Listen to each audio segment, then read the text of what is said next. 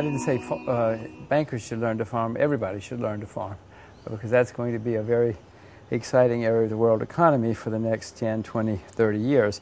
And finance is not going to be such a great place for the next 10, 20, 30 years. Asia will be in better shape because the assets are in Asia. The largest creditor nations in the world are China, Korea, Taiwan, Hong Kong, Japan, Singapore. I mean, this is where the assets are, and you know who the debtors are. So, and the financial industry is much less developed in Asia for many historic reasons. So yes, there'll be better opportunities in Asia than in the developed world, which includes Japan.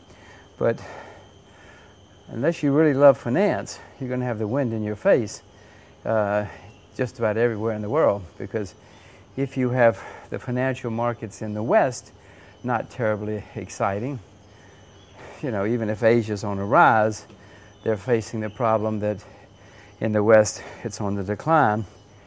The past 30 years, we've had everybody, the East, the West, the financial markets everywhere, opening, expanding, and growing. That's changing now.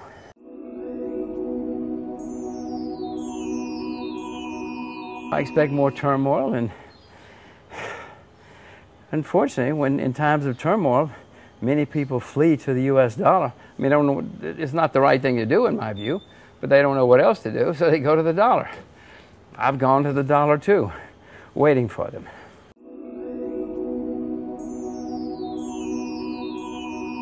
I still own commodities.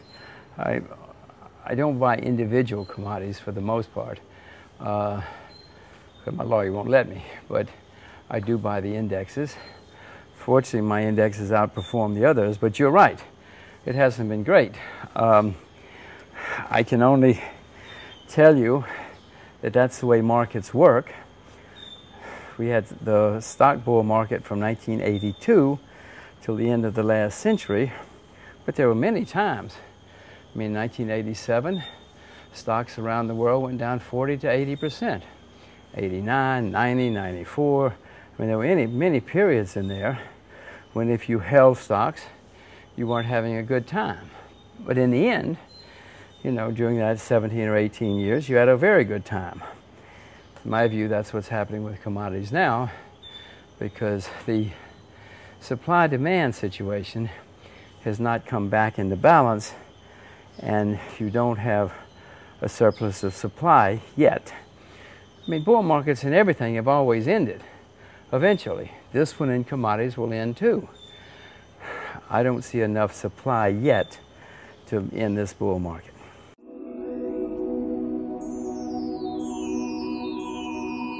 Well, I told you before, my kids own China, so it's mainly places like India. You know, emerging markets, there must have been 20,000 MBAs flying around looking for the hot new emerging markets. They got overdone, in my view, so I shorted. I focused on the ones that got, I hope I focused on the ones that got exploited the most. India, everybody was ranting and raving about India. I suggested all those bulls in India should drive across India one day, and they would see that it's not what they think it is. So it's mainly in places like that. It's not an across-the-board short, no.